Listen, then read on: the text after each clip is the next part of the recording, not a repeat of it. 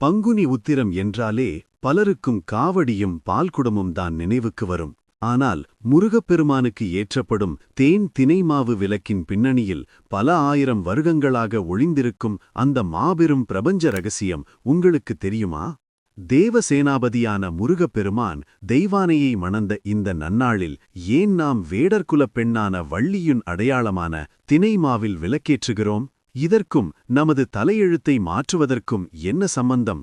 வீடியோவை சிறிதும் தவிர்க்காமல் முழுமையாக பாருங்கள், பிரமித்துப் போவீர்கள். வணக்கம். பங்குனி மாதம், உத்திரம் நட்சத்திரம். ஆண்டிற்கு எத்தனையோ பௌர்ணமிகள் வந்தாலும் இந்த நாளுக்கு மட்டும் அப்படி என்ன தனிச்சிறப்பு என்று நாம் கொஞ்சம் ஆழமாக ஆராய்ந்து பார்த்தால் பல ஆச்சரியங்கள் காத்திருக்கின்றன. வானவியல் படியும் ஜோதிட ரீதியாகவும் சூரியன் மீன ராசியிலும் சந்திரன் கன்னி ராசியிலும் நேருக்கு நேர் சந்திக்கும் அற்புதமான நாள் இது. சாதாரணமாக ஒரு மனிதனுக்கு திருமணம் நடப்பதே ஒரு பெரிய போராட்டம். ஆனால் பிரபஞ்சத்தை இயக்கும் ஒட்டுமொத்த தெய்வங்களுக்கும் திருமணம் நடந்த நாள் இந்த பங்குனி உத்திரம்தான் என்பதை நீங்கள் அறிவீர்களா? ஆம், சிவபெருமான் பார்வதி தேவி, ஸ்ரீராமர் சீதா பிராட்டி, மதுரை மீனாட்சி சுந்தரேஸ்வரர், ஆண்டாள் ரங்கமன்னார் என அத்தனை தெய்வத் திருமணங்களும் நிகழ்ந்த ஒரு தெய்வீக முகூர்த்த நாள் இதுதான். இத்தனை தெய்வங்கள் இருந்தாலும் பங்குனி உத்திரம் என்றாலே அது முருகப்பெருமானின் தனிப்பெரும் விழாவாகவே இன்று வரை கொண்டாடப்படுகிறது. ஏன்? அந்த ஆய்வுக்குள் இப்போது நுழைவோம். சூரபத்மனை வதம் செய்து தேவர்களை காப்பாற்றிய முருகப்பெருமானின் வீரத்தைக் கண்டு வியந்த தேவேந்திரன் தன் நன்றிக்கடனாக தனது வளர்ப்பு மகளான தெய்வானையை முருகப்பெருமானுக்கு திருமணம் செய்து வைக்க முடிவு செய்தார். திருப்பரங்குன்றத்தில் தேவர்கள், முனிவர்கள், மும்மூர்த்திகள் புடைசூழ மிகச்சிறப்பாக முருகப்பெருமான் தெய்வானையை திருமணம் செய்து கொண்ட மாபெரும் திருநாள் இதே பங்குனி உத்திர நன்னாளில்தான். இங்கு நாம் மிக உன்னிப்பாக ஒன்றை கவனிக்க வேண்டும். தெய்வானை என்பது கிரியாசக்தியின் வடிவம். சூரன் என்ற அகங்காரத்தை அழித்த பின் இறைவனுக்கு செய்யப்படும் மரியாதையே தெய்வானை திருமணம். ஆனால் நமது முன்னோர்கள் மற்றும் சித்தர்களின் அறிவாற்றல் மிக நுட்பமானது. அவர்கள் வெறும் சடங்குகளை மட்டும் நமக்கு விட்டுச் செல்லவில்லை. இந்த திருமண விழாவிற்குள் மனிதர்களின் கர்ம வினைகளை தீர்க்கும் ஒரு சூட்சுமத்தை வைத்தார்கள். அதுதான் தினைமாவு விளக்கு. இப்போது ஒரு பெரிய கேள்வி எழுகிறது. தெய்வானையை திருமணம் செய்த இந்த நன்னாளில் ஏன் நாம் குரத்திப் பெண்ணான வள்ளியின் பிரசாதமான தினைமாவில் விளக்கேற்ற வேண்டும்? இதை பற்றி நாம் கொஞ்சம் தேடி பார்த்தால் சிலிர்க்க வைக்கும் உண்மைகள் வெளிவருகின்றன. குறிஞ்சி நிலக் கடவுளான முருகனுக்கு வேடர்குலப் பெண்ணான வள்ளியின் மீது இருந்த காதல் இச்சாசக்தியின் வடிவம். தெய்வானை என்பது தேவர்களின் இளவரசி, சட்டம், தர்மம், கடமை ஆகியவற்றின் குறியீடு. ஆனால் வள்ளி என்பவர் எவ்வித எதிர்பார்ப்புமற்ற, களங்கமற்ற தூய பக்தியின் குறியீடு. நான் அரசனாக, தேவசேனாபதியாக இருப்பதை விட ஒரு சாமானிய பெண்ணின் தூய்மையான அன்பிற்கு மட்டுமே கட்டுப்படுவேன் என்பதை ஒட்டுமொத்த உலகிற்கும் உணர்த்தவே தெய்வானை திருமணத்தன்று வள்ளியின் பிரசாதத்தை ஏற்கும் வழக்கம் உருவானது. இதில் பொதிந்துள்ள அறிவியல் மற்றும் ஆன்மீக தத்துவம் என்ன தெரியுமா? தினைமாவு என்பது நமது உடல் அல்லது அகங்காரம். அதில் கலக்கப்படும் இனிமையான தேன் என்பது நமது ஆத்மார்த்தமான அன்பு அல்லது பக்தி. தினைமாவில் தேன் கலந்து நெய்யூற்றி அதில் ஏற்றப்படும் தீபம் என்பது பரமாத்மாவாகிய ஞானம்.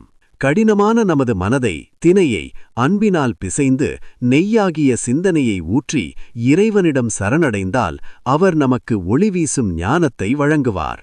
இந்த ஆழமான தத்துவத்தை நாம் உணர்ந்து விளக்கேற்றும்போது அங்கு பிரபஞ்ச சக்தி நேரடியாக இறங்குவதை நீங்கள் உணரலாம். சரி, இவ்வளவு சக்தி வாய்ந்த இந்த நாளில் முழுமையான பலன்களைப் பெற நாம் எப்படி விரதம் இருக்க வேண்டும்?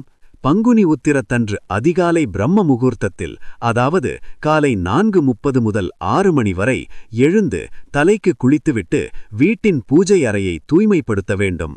காலையில் அருகிலுள்ள முருகப்பெருமான் ஆலயத்திற்குச் சென்று எந்த எதிர்பார்ப்பும் இல்லாமல் இறைவனை தரிசனம் செய்துவிட்டு வாருங்கள். இந்த விரதத்தின் மிக முக்கிய பகுதி பசி பொறுத்தல். அன்றைய தினம் முழுவதும் நீர் அல்லது பால் மட்டுமே அருந்தி உபவாசமிருப்பது நமது உடலில் உள்ள செல்களை புதுப்பிட்டு எதிர்மறை ஆற்றல்களை வெளியேற்றும். Cellular cleansing. உடல்நிலை காரணமாக முடியாதவர்கள் ஒருவேளை மட்டும் பழங்கள் அல்லது எளிய உணவை உட்கொண்டு விரதமிருக்கலாம். நாள் முழுவதும் உங்கள் வேலைகளை செய்து கொண்டே மனதிற்குள் ஓம் சரவணபவ என்ற மந்திரத்தையோ கந்தசஷ்டி கவசம் திருப்புகழ் போன்ற மந்திரங்களையோ உச்சரித்துக் கொண்டே இருங்கள். மாலை வேளையில், அதாவது கோதூளி லக்னம் எனப்படும் 6 மணி அளவில் இடித்த தினைமாவுடன் சுத்தமான மலைத்தேன், சிறிது நெய் அல்லது நாட்டுச் சர்க்கரை சேர்த்து பிசைந்து அதனை ஒரு அகல் விளக்கு போல் செய்து அதில் நெய்யூற்றி பஞ்சு அல்லது தாமரை தண்டு திரி போட்டு வீட்டின் பூஜை அறையில் முருகப்பெருமான் படத்தின் முன்பாக ஏற்றி வையுங்கள். விளக்கு எரியும் அந்த சில நிமிடங்கள் முருகப்பெருமானை முழுமையாக உங்கள் மனதில் நிறுத்தி தியானம் செய்யுங்கள். அந்த ஒளி உங்கள் வாழ்க்கையின் இருளை கிழித்துக் கொண்டு செல்வதை நீங்கள் நிச்சயம் உணர்வீர்கள்.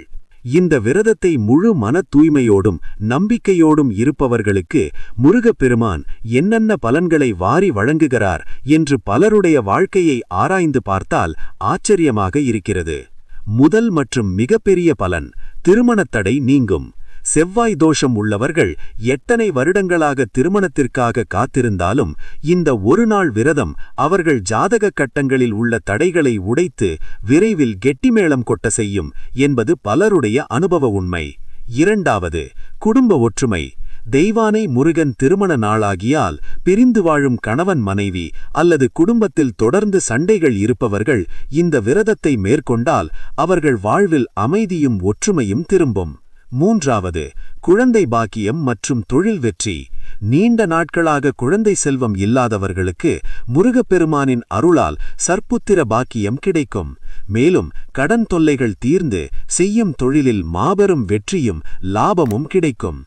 எல்லாவற்றிற்கும் மேலாக ஒருவிதமான தெளிவும் மன நிம்மதியும் உங்களை தேடி வரும். ஆகவே நண்பர்களே, வரக்கூடிய பங்குனி உத்திரத்தன்று உங்கள் குறைகள் அனைத்தையும் அந்த சரவணபவனிடம் இறக்கி வைத்துவிட்டு நம்பிக்கையோடு இந்த தேன் தினைமாவு விளக்கை ஏற்றி வழிபடுங்கள். உங்கள் வாழ்வில் நடக்கும் அதிசயங்களை நீங்களே கண்கூடாக காண்பீர்கள். நமது சேனலோடு இணைந்திருங்கள். இந்த வீடியோ உங்களுக்கு பயனுள்ளதாக இருந்தால் மற்றவர்களுக்கும் பகிருங்கள். உங்கள் கருத்துக்களை கீழே கமெண்டில் சொல்லுங்கள். நன்றி, வணக்கம். வெற்றிவேல் முருகனுக்கு அரோகரா.